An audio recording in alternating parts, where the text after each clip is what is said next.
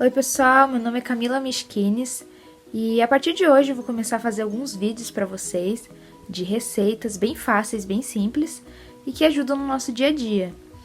Essa receita de hoje é nhoque de batata, é uma receita que minha família já faz há muitos anos e eu decidi compartilhar com vocês. Aproveita aí, se você gostou, se inscreve no canal, também deixa o seu like e dá um help aí para essa nova youtuber.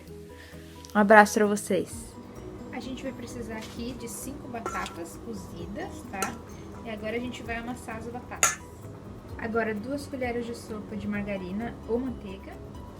Agora que tá bem amassadinho e misturada a manteiga, põe uma pitadinha de sal, sal ao gosto.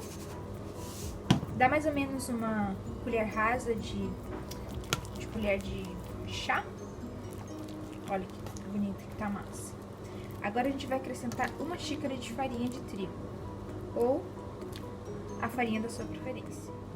Adicionando a farinha, agora a gente mexe bem, deixa bem misturadinho. Essa aqui é a massinha, a textura.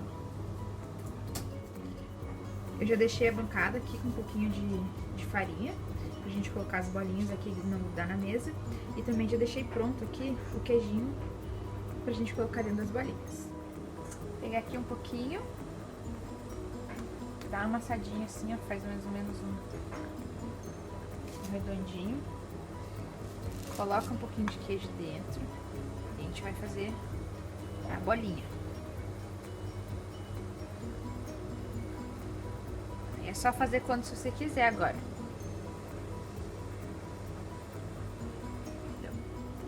Agora a gente colocou aqui na água fervendo. E assim que elas subirem, ó, já tá pronto pra colocar no molho. Eu já deixei o molho pronto ali. Então essas aqui, ó, que já estão aqui em cima, já estão prontas pra ser colocadas no molho.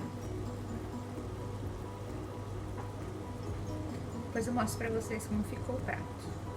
Depois disso, é só aproveitar, galera. É isso aí, pessoal. Agora é só aproveitar. Enjoy your meal.